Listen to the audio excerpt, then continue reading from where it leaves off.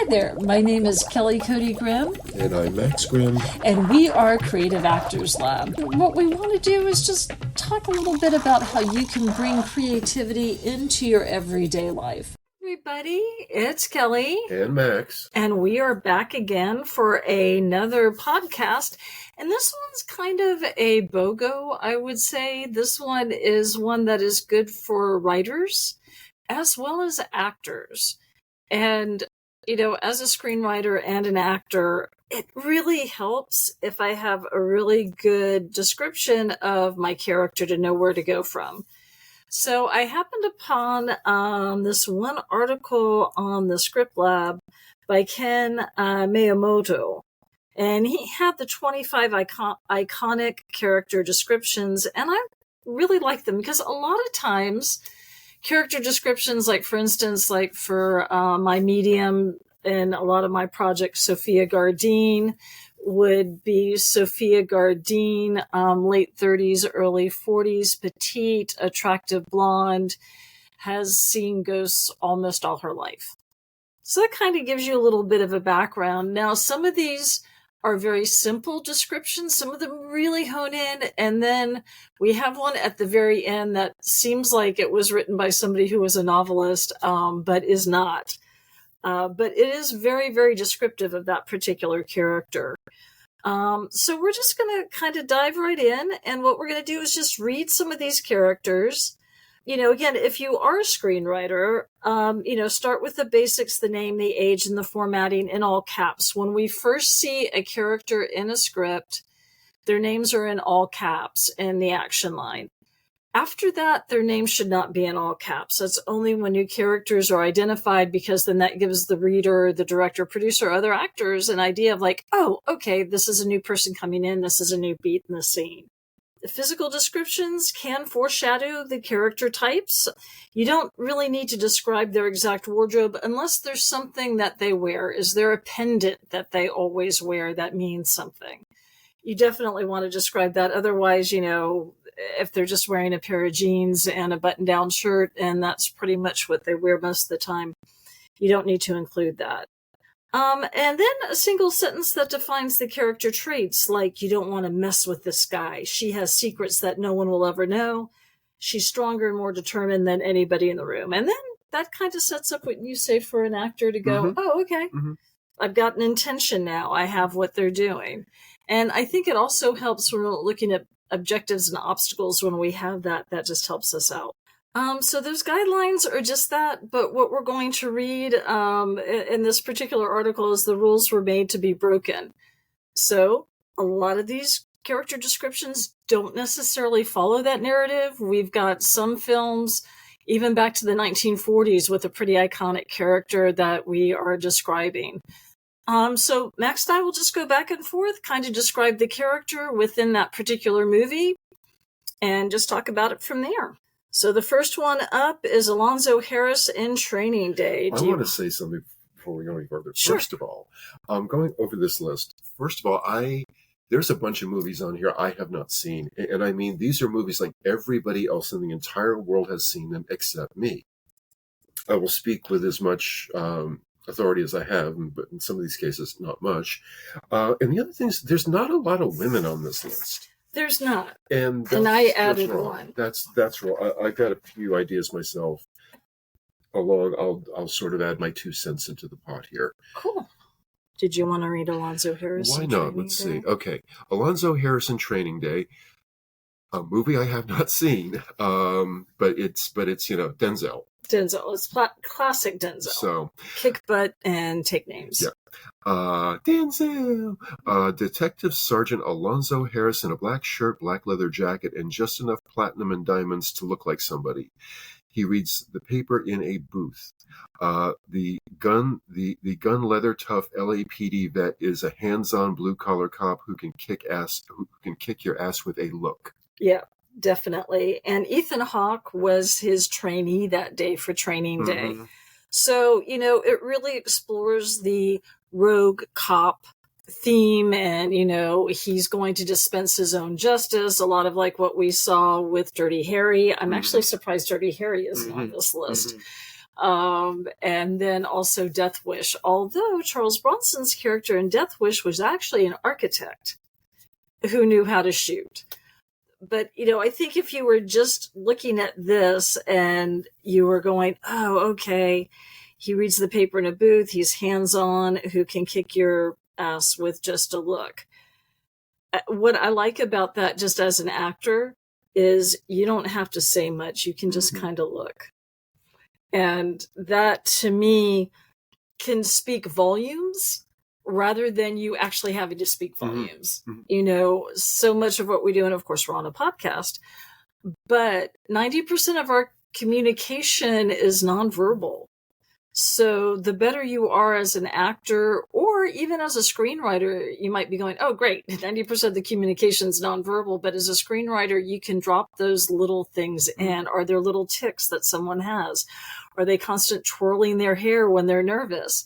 Is it somebody that's always clicking a pen because they're nervous? And those things, again, can really give you some insight. All right. The next one is, and we actually talked about her in another podcast. I've seen this one. Do you want to read Annie Wilkes? Or do you Sure. want me to? Okay. Oh, yeah. Kathy Bates in Misery. Yes. I have to say that movie scared the bejesus out of me. Her name is Annie Wilkes, and she is close to Paul's age. That's the writer that she winds up sort of basically kind of kidnapping. Yeah, James Caan. She is in many ways a remarkable creature, strong, self-sufficient, passionate in her likes and dislikes, and loves and hates. Yes. Yeah. And what's interesting about Annie Wilkes is she, for somebody who likes to kill people, she's very puritanical in her worldview. She doesn't curse. She doesn't curse. The worst you'll get to hear her do is say, you dumb cockadoodie. You dumb cockadoodie. And the thing about that is, as you're going through that movie and, and these different things are happening, and just these things are happening to her, and she'll just come out with these nonsensical things rather than, coming out with actual profanity. It's, she'll just come out with this, almost like cartoon profanity and racka fracka and and that sort of thing. When in the part of the movie when it's all really hitting the fan, that's when she comes out with like the real profanity, and it's like, oh my God. She'd already snapped, but something has snapped more. Yeah. And this, of course, is a classic character that Stephen King created. And I think he really liked this rendition. You'll notice that the lead in The Shining is not on this because that was not one of Stephen King's favorite interpretations of his book. He was not happy with that at all. Yeah. But Annie Wilkes, man, I think Kathy Bates won an Oscar for this. She scared a lot of people. Yeah. And what is good about that character, she's not over the top, and we'll talk about another villain too. So now we got Apollo Creed and Rocky. Okay. First of all, Carl Weathers, who just passed away. Yeah, just a couple of days ago passed away. And, from what I understand, just a great guy on set, just somebody that you could really lean on, and, was just a great scene partner. So it was sad to hear that he passed, but I can tell you this came out in 1976. So Teenage Kelly was quite smitten with the whole Rocky Balboa and Apollo Creed. And, the fact that you just saw him so standing in his power. Rocky I saw. You saw. I remember Rocky came out when I was in high school. And yeah, that was well, because also it came on TV at one point, and my dad was a huge boxing fan back in his day. And, and he, we saw Rocky and everything. It's just... And if you've never seen it, just the end of that movie, I don't care if you're a boxing fan or not, it's just kind of like, and I won't say the end of the movie, but it's just like, You're pulling for the protagonist, and you have a very strong emotional attachment with everything that he's been through. But, I would guess that most people, if you haven't seen the movie, you've probably heard about it. So... but Carl Weathers, says the sports commentator is at the airport and about to interview the heavyweight champion of the world, Apollo Creed. Creed is 28 years old. He is tall, smooth, muscle black man with barely a scar on his light coffee-colored face. And I think, and as somebody who is a screenwriter and having to describe different skin tones, I like how that is described because you want to feel like you're being sensitive to how that is. So I think that's like really accurate. And yeah, man, when you see both of them in the ring and, Apollo Creed's, he thinks that Rocky's just going to take a dive. A little bit like on the waterfront, but that's not Rocky's way. So, and that was one of the first movies. I mean, Sylvester Stallone had been in other things, but this was the first thing that he wrote. I think it just came along. You had the bicentennial. It was in Philadelphia. It was the Italian Stallion. And, I think all those things just came together as a great marketing ploy. Okay, okay, this one I've seen. I remember actually seeing this one. Axel Foley in Beverly Hills Cop. I don't know that if you were at a certain age in the 80s that you could not have seen it. There's a bunch I haven't seen. Yeah, but yeah, no, that I do remember Beverly Hills Cop back in the, and that's about the time I first got into school to actually become an actor. And that movie was just huge and gigantic, and everybody was like, or at least, all the acting students that I was hanging around with, it's like, you have to go see this. But it says, Axel Foley, a very good-looking, outgoing, totally unself-conscious man of 23, hops into frame from the top of a stack of cigarette cases. Axel is dressed very casually in a pair of jeans and a denim shirt. And that really, because Axel, again, we're talking two different cops.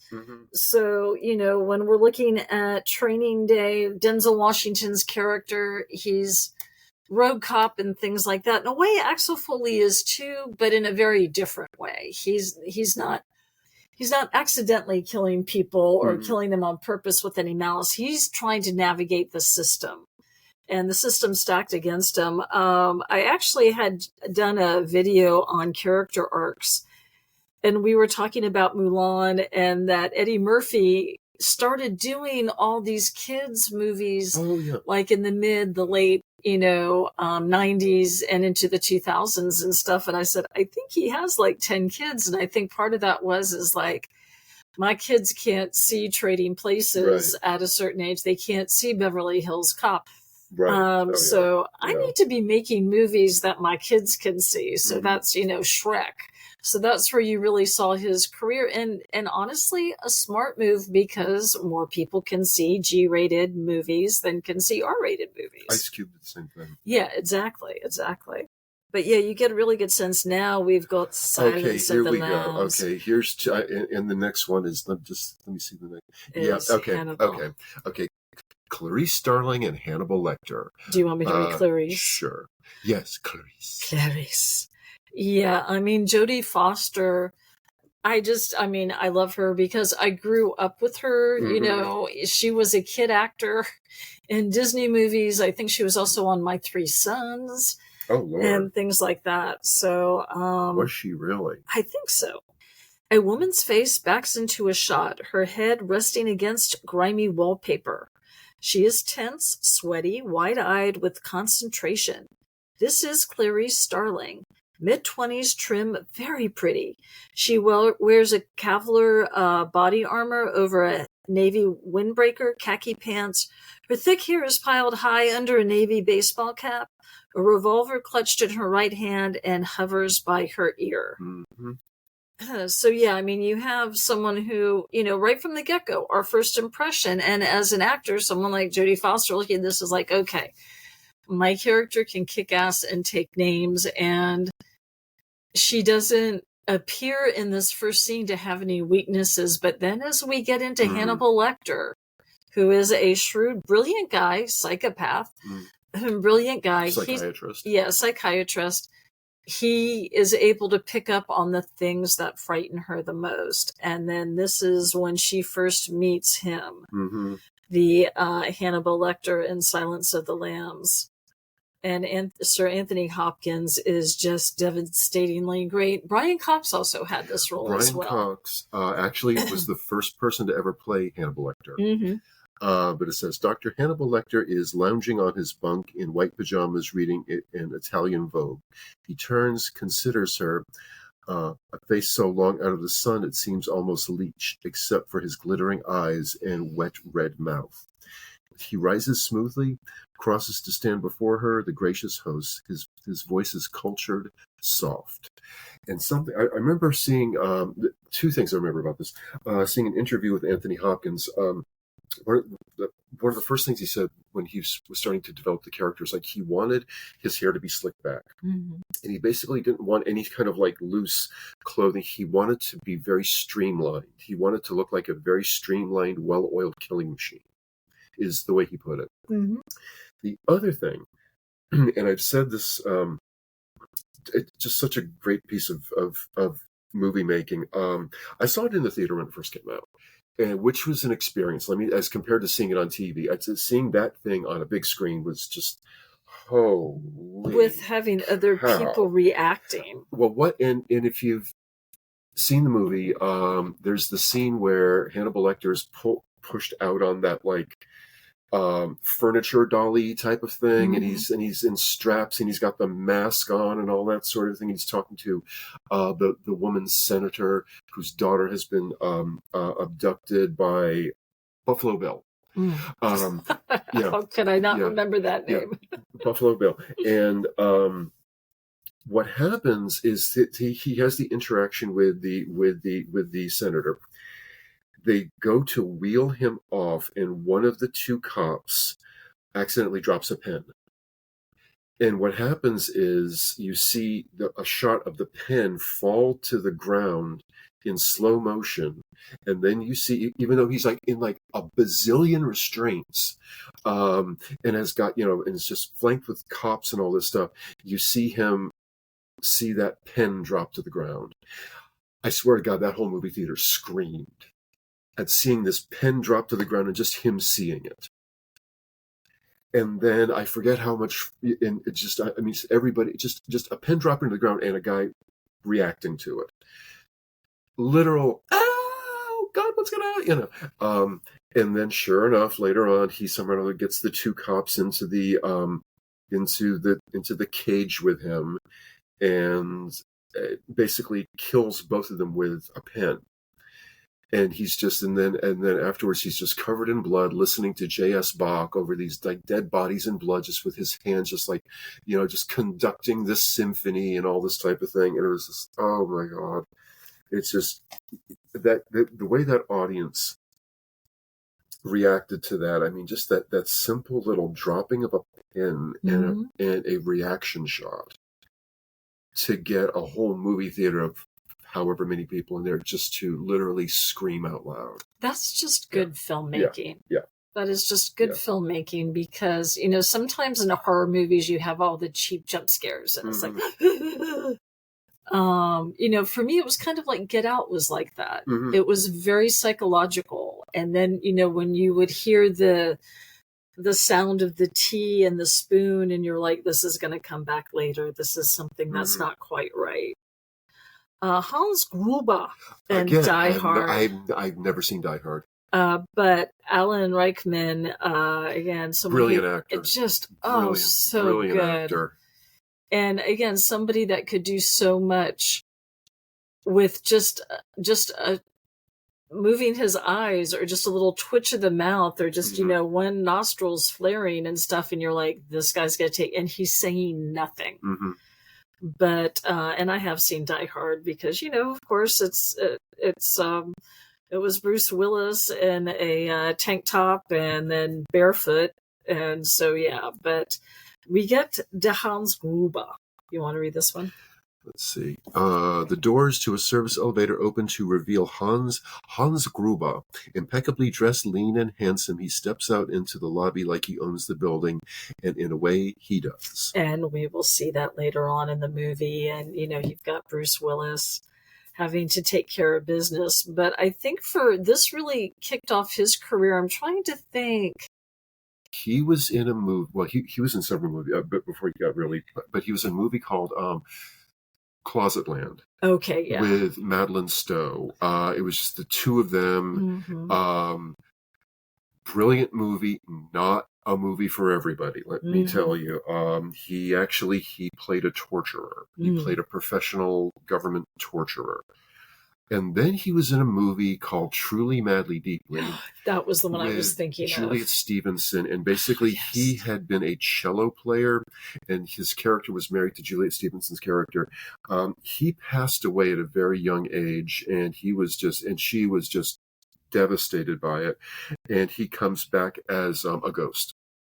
And completely, I mean, just this sweet, charming, lovely, it's a beautiful playing performance that just breaks your heart. It was just an absolutely gorgeous film. And he just all ends of the spectrum and everything in between, and didn't have to do a lot. I mean, he was in Harry Potter, but again, just didn't have to do much of anything. And I remember, again, these were movies that came out in the early 80s, when I was just starting my really sincere acting training. And I did look at Alan Rickman quite a bit, and I've read a bunch of interviews, and I mean, he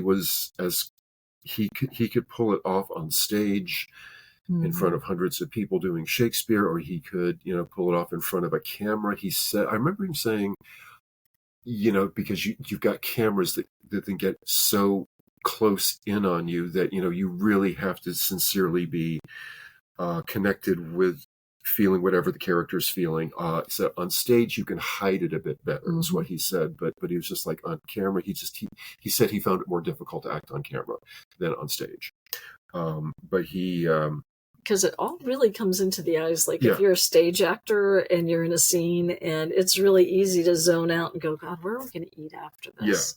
Yeah. Whereas on a movie set, you can't do that. The director's going to see that you're not in it. Your scene partner's going to see that you're not engaged, even if you're off to the side and you don't have any dialogue right then and there. Well, I've said this before, but but again, back in those early days, I remember me and some people that I was in the acting class with, we got asked to do some, I guess it was like some medical student training videos. And it was the first time I'd really been on camera as a young actor. And I remember the best direction I got. She just walks up to me, she goes, Max, just think it. That is, and there was no need for histrionics and gesticulation and projection and all that stuff. She was like, just think it. And I went, okay, I did. And then I did the take, and everybody was like, Max, are you okay? Oh, and I'm like, yeah, I just thought it, and but just looking at what I was doing there, but then how it translated through the camera to the monitor was just a whole other thing. It's like the less you did, the better.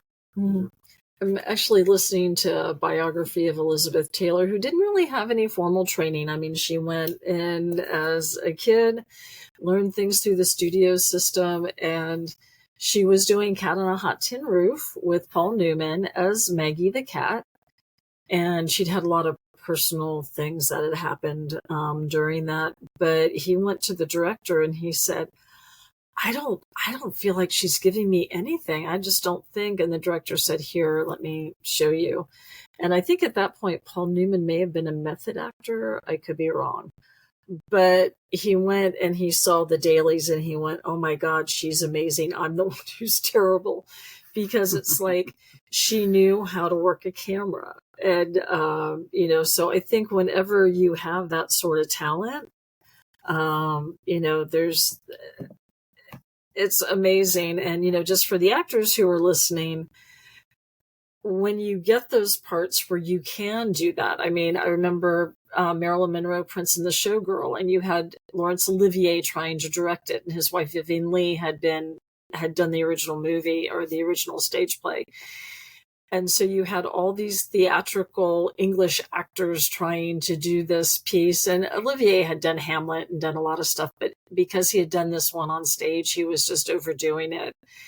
And this older British actress, who I think was playing a duchess, just said she is phenomenal because she knows how to work a camera. She knows that she doesn't have to overdo it, her face, which is to say that she's not working hard, but she just knew not to do that. And I think for Alan Rickman, he got that. So now we have some of the movies I saw as a kid. Raiders of the Lost Ark. Never seen it. Never seen it. What? Never seen it. I have the most I've ever seen of Raiders of the Lost Ark is like the trailers on TV. I never seen, or like the trailers in the movie theater. Never seen it.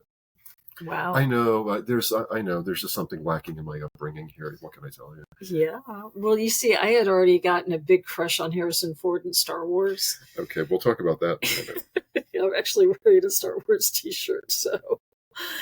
But yeah, so Harrison Ford. A narrow trail across a green fence of a canyon. A group of men make their way along it. At the head of the party is an American Indiana Jones. He wears a short leather jacket and a flapped holster, a brim-felt hat with a weird feather stuck in the band. And what's really cool, and you haven't seen this, but Indiana Jones, for all him being a tough guy, and he's got like a whip on the side and things like that, he hates snakes.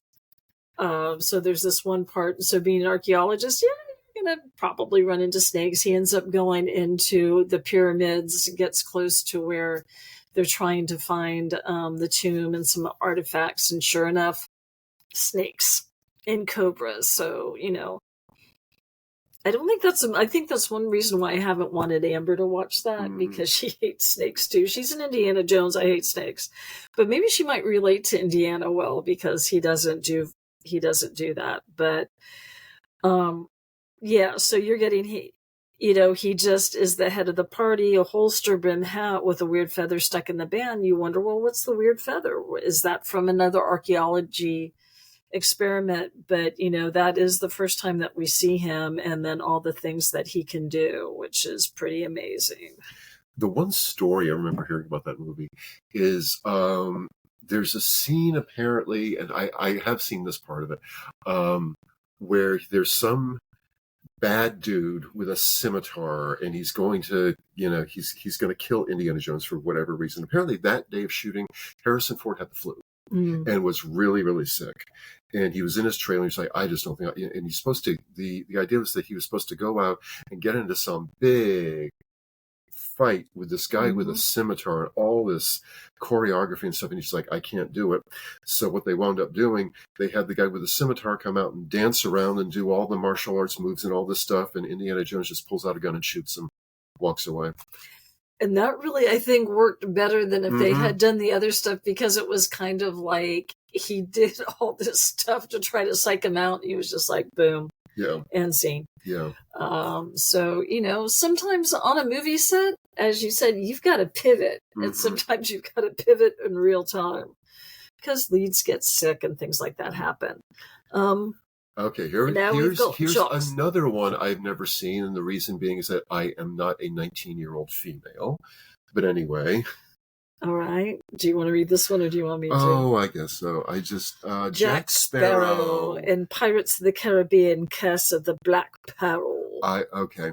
On the landward face of the sail, apparently high in the rigging, is a man from whom the term swashbuckling rogue was coined, Captain Jack Sparrow. The only thing I know about this is that he supposedly was crafting this character after Keith Richards of the Rolling Stones. And when you see the pictures of him and kind of the way he swaggers, it seems a little drunk most of the time.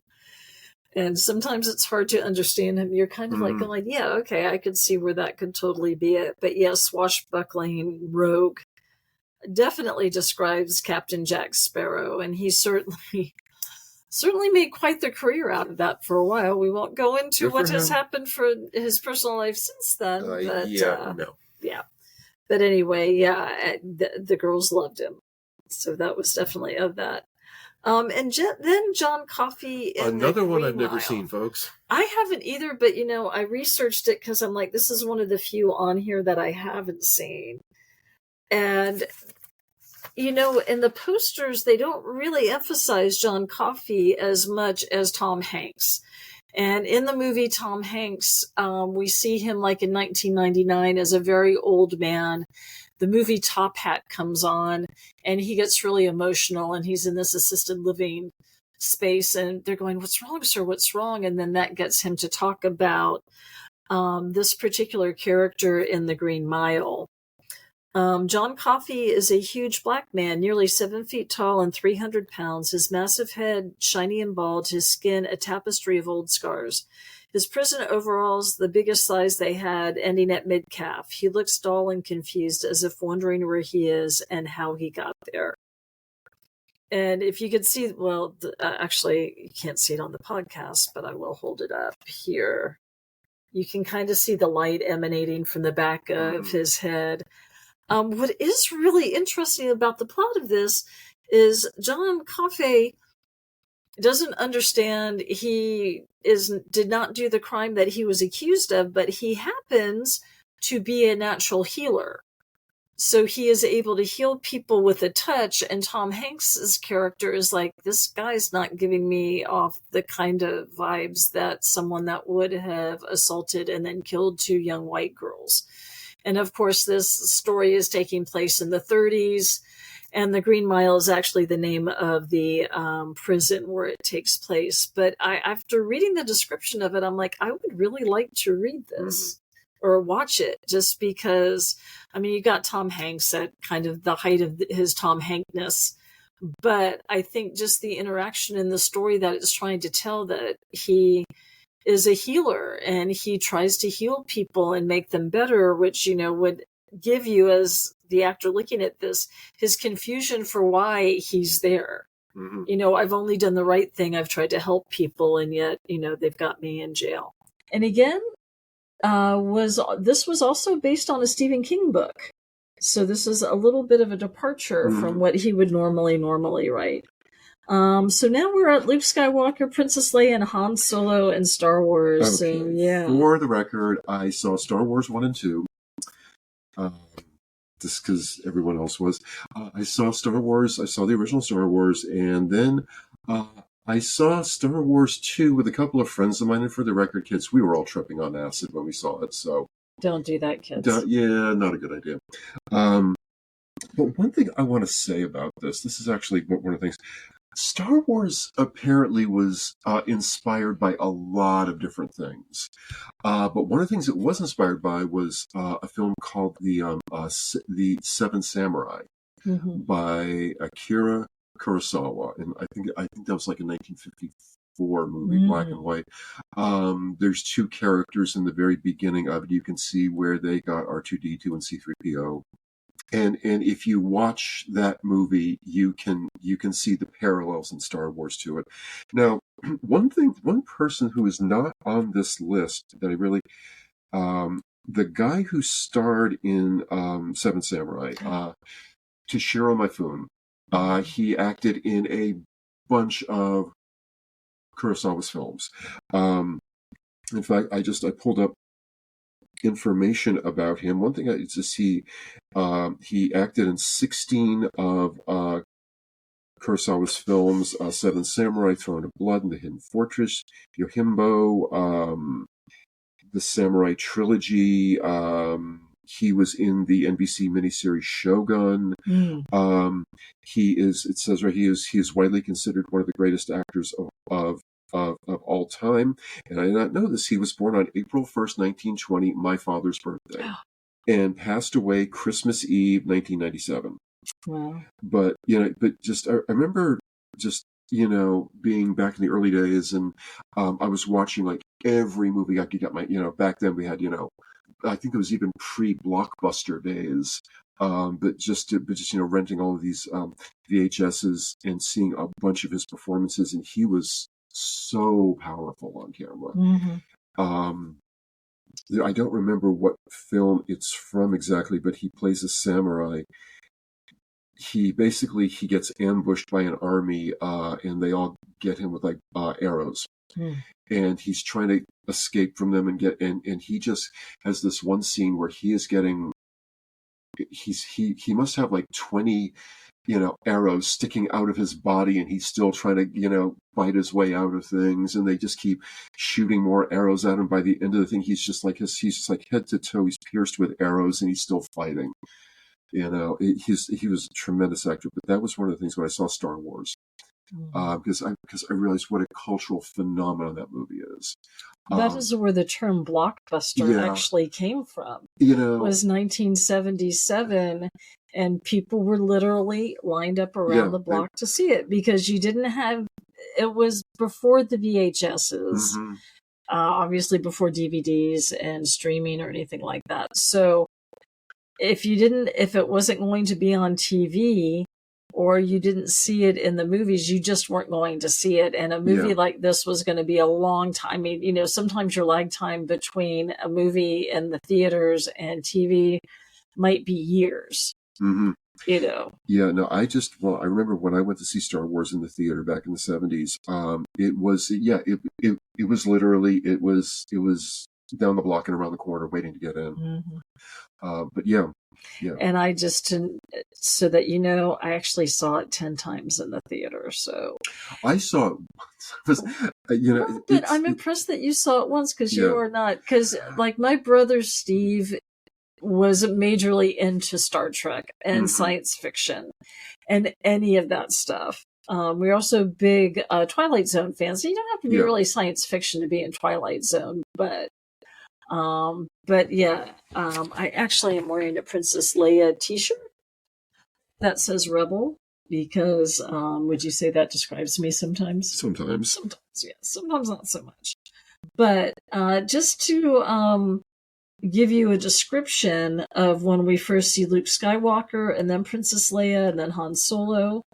And again, these were written by George Lucas, who also wrote and directed this. And also, kids, it took George Lucas years, and he was coming off the success of American Graffiti. It took him years, I think 2 years to finish the screenplay, and then it took him another couple of years to get it produced. And I think with the screenplay, it's like there was just so much world building with this, and Alderaan and the Death Star and all that stuff. So, sometimes if it takes you a minute to finish a screenplay, that's fine. So the tremendous heat of two huge twin suns settle on a lone figure, Luke Skywalker, a farm boy with a heroic aspirations, who looks much younger than his 18 years. His shaggy hair and baggy tunic give him the air of a simple but lovable lad with a prize-winning smile. Now, if you know Star Wars, Luke goes on to be a Jedi Master and things like that, but when we're first seeing him, he is just this simple farm boy. His parents have died, he does, and so he lives with his aunt and uncle. It really pulls you in right away, and then you've got, again, you've got kind of the two comical figures. You've got R2-D2 and C-3PO kind of talking back and forth. Then at the point that we see the lovely young girl huddles into a small alcove as the stormtroopers search through the ship. She is Princess Leia Organa, a member of the Alderaan Senate. So again, she's being courageous. She's going, help me, Obi-Wan Kenobi, you're my only hope. And people know that they've got to save the beautiful princess. But again, she can kick butt and take names. And one funny story that actually Carrie Fisher, and, God rest her soul, but she was talking about the reason Princess Leia didn't wear a bra was, according to George Lucas, that those sort of undergarments could, in gravity, come up and strangle you. So he didn't want the idea of Princess Leia being strangled by her own bra. Yeah, Yeah, makes perfect sense. Let's just get a buxom 19-year-old and other bologna sandwiches. George Lucas, I don't buy that one. And then finally, we've got Han Solo is a tough, roguish star pilot, about 30 years old, a mercenary on a starship. He is simple, sentimental, and he is cocksure. And then, he's got his best friend and his co-pilot, who puts up with a lot. So Chewbacca the Wookiee. Okay. And Chewbacca is from another place, of course. And then my kids, if they really want to instill my nerd rage, it's like, what's the difference between Star Wars and Star Trek? And is Chewbacca really a teddy bear? I'm like, no, he's not. He's a Wookiee. But anyway.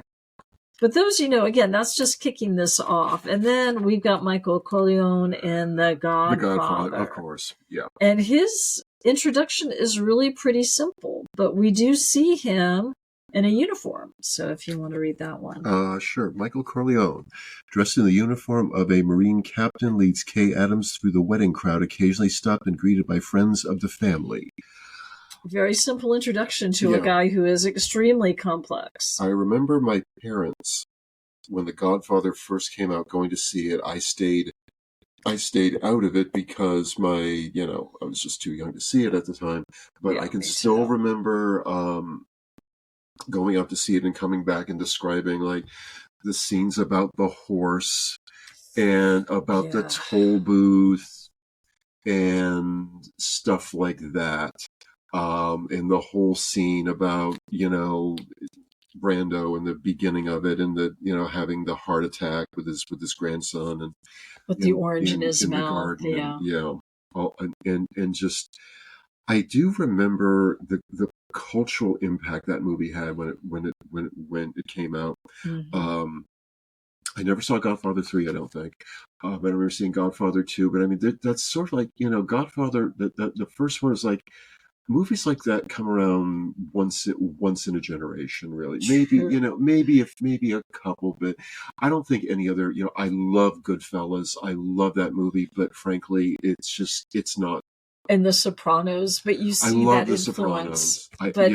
It's really not. It was interesting because I had worked on character arcs, and we were talking about negative character arcs. And Michael Corleone, he starts off as, Marine. He's supposed to be the hope for the family that maybe he's not going to be coming into the business, but he gets pulled in anyway. And just as we were watching, and I'm looking at the baptism, and I said, oh my gosh, I wonder who that baby is. And Danielle, who knows Sofia Coppola, went, oh, that's actually Sofia Coppola. And I'm like, oh, that's her. And he's like, oh yeah, Francis Ford Coppola tried to use family as much as possible. Mm-hmm. So I thought that was really interesting that's who the baby was. Scorsese always had his mother in there in some scene or other. Then Mr. Miyagi in The Karate Kid. Never seen this one either, kids. I saw the one with Jackie Chan because I love Jackie Chan, but this is another one, never saw it. As he rounds the corner, he is startled, coming face to face with an old Oriental man brandishing a set of chopsticks in the air. A name patch on his shirt identifies him as Miyagi. Yeah. And what's really cool about him, or Pat Morita, he had been on Happy Days and kind of wasted on Happy Days. But I was so glad to see him in this movie and really being able to show his dramatic chops and things like that. But yeah, if you were a kid back in the 80s, early 90s, you knew the Karate Kid franchise, and Mr. Miyagi was just there now. Okay. Psycho. And I will tell you a story about Psycho with my mom. After the shower scene, she would not take a shower unless my dad was home. That's how much this movie frightened her. Psychologically, that movie, I mean, and in the simplest of ways, that the whole shower scene, if you don't know this, there's how they got the shot with the blood going down the drain. The blood is actually Hershey's chocolate syrup. Yep. And they positioned a mirror over the drain in such a peculiar angle, and then had the camera looking into it at this angle, because because you couldn't get a shot like that just normally because you'd drown the camera. But there's just so many things in that movie that just, I mean, there was no CGI, there was none of this stuff. It was just, I mean, if you've never seen, you go to see it now. I'll pretty much promise you by the end of it, you'll be terrified. I mean, especially Norman Bates. When you actually meet Norman Bates's mother. Yeah, Anthony Perkins is pretty brilliant. Yeah. And now we've got Rick Blaine in Casablanca, classic Humphrey Bogart. Okay, love this. Well, I mean, as far as I'm concerned, Humphrey Bogart in general, he was just the coolest, Yeah. Actually, Casablanca is class. I remember at some point, our Amber, she loved at about Casablanca. 7 or 8 years old, started watching Casablanca. For me, honestly, it's To Have and Have Not, with him and Lauren Bacall. Of course.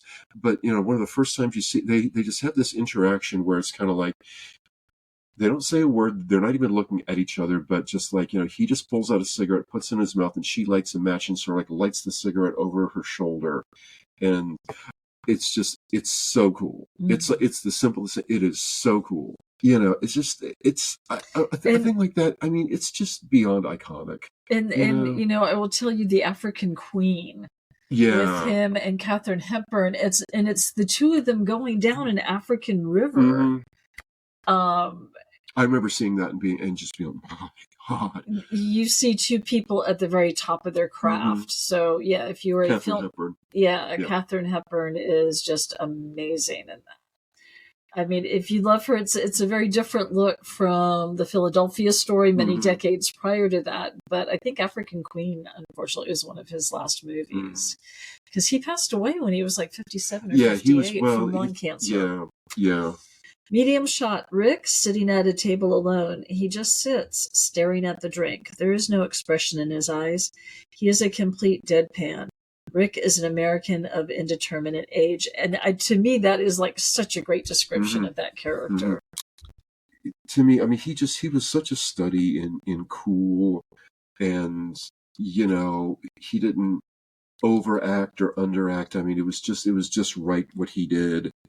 Now that you mentioned the African Queen, I can still remember the scene about him having to go through the water and the leeches, and how badly he the character freaked out about that. Mm-hmm. And you don't, think of a guy like Humphrey Bogart just like, freaking out and just, being vulnerable like that. Yeah. But we need to do a Bogart film festival ourselves. Just sit and binge on some Bogart.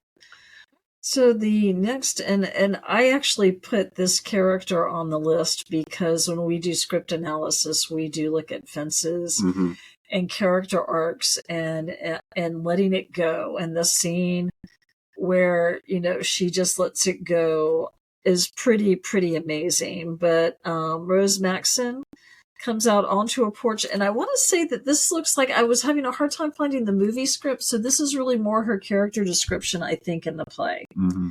So Rose Maxson comes out onto the porch holding a bowl of snap peas. She is 10 years younger than Troy. Her devotion to him stems from the recognition of the possibilities of her life without him, a succession of abusive men and their babies, a life of partying and running in the streets, the church, or aloneness with its attendant pain and frustration. She recognizes Troy's spirit as a fine and illuminating one, and she either ignores or forgives his faults, only some of which she recognizes. Though she doesn't drink, her presence is an integral part of the Friday night rituals. And really the strength, and Viola Davis actually originated the role of Rose on Broadway with Denzel Washington. So if we're talking Denzel Washington roles too. Mm-hmm. And just the scene where she is confronting him, I'm looking at the continuity because she's crying and her nose is running, and I'm like, how do you keep that consistent? Did you guys just have one, multiple cameras running? Because she just let it go. Mm-hmm. And, she's just such a multi-dimensional character, and she's just beautiful and conflicted. And Viola Davis, come on. And even in the movie Doubt, when she did a scene with Meryl Streep, it's kind of like, not that it was a competition, but you kind of saw, and I think that was the only scene that she was in that movie, but it's like, yeah, she kind of walked away with that. So again, just a brilliant performance. And then the last one we are going to do is Travis Bickle in Taxi Driver. This one is Bobby De Niro. Robert De Niro. Paul Schrader, I believe, was the screenwriter. Yeah. And the thing was, I was like looking up, because this description sounds like a novel, but I think he really wanted whoever got cast, and I'm tending to think De Niro was probably on the short list for the actor to know. But so, if you want to read this, because you have seen Taxi Driver. I've seen it a few times. Yeah. This is Travis Bickle, age 26, lean, hard, but consummate loner.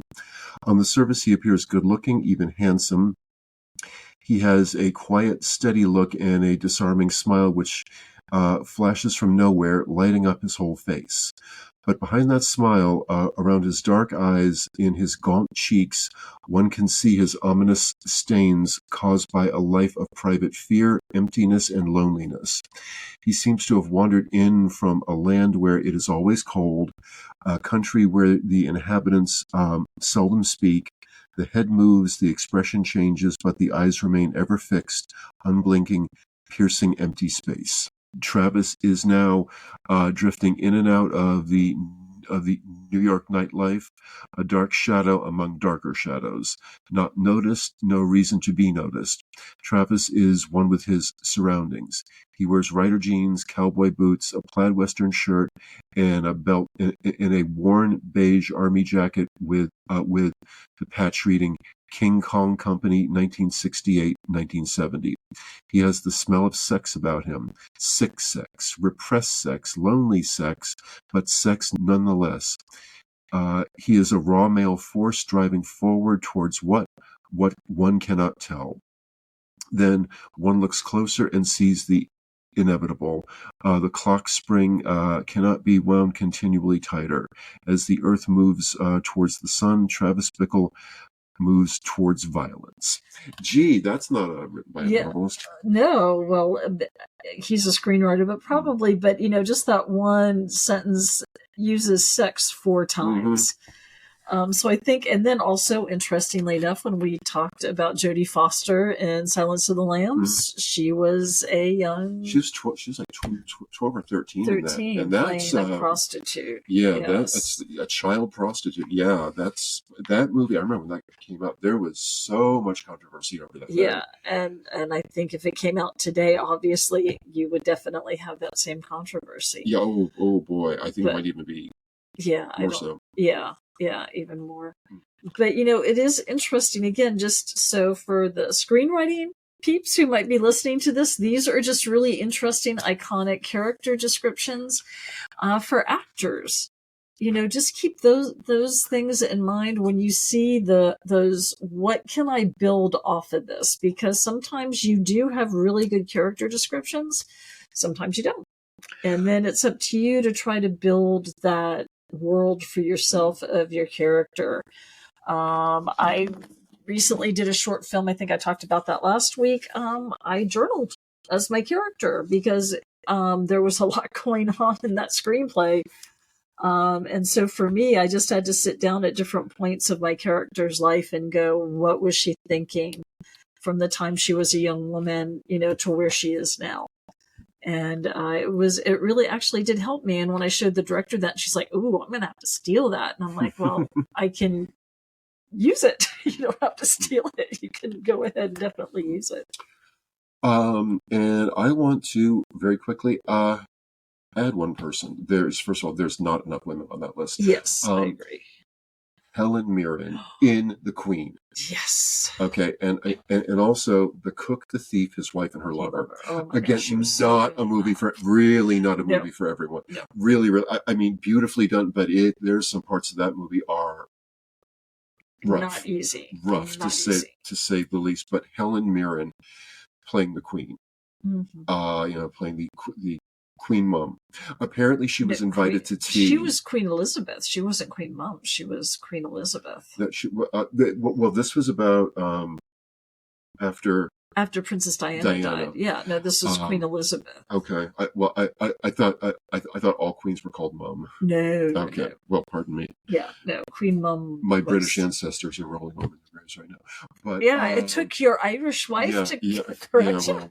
Oh God, I'm never going to live that down. No. But when you stop to consider, how different those two characters are and how powerful she was in both of those roles. Yeah, she's magnificent. Yeah, she is. And again, if you're interested to see The Cook, the Thief, His Wife, and Her Lover, be forewarned. If you are faint of heart, this one ain't for you kids. Let me tell you. But The Queen, you could watch with family and just talk about, because I remember Amber was like 1 year old when that happened. Mm-hmm. So anyway, all right, guys, thank you so much. We appreciate you listening, and we will be back next time. Y'all have a great one. We appreciate you guys tuning in, and keep in mind that you can catch us on our social media, Creative Actors Lab on Instagram and Facebook, and by the same name on YouTube. And for more on what we do, you can go to our website, creativeactorslab.com, all one word. Thank you for listening. Stay curious, makeart.org. Much love until next time.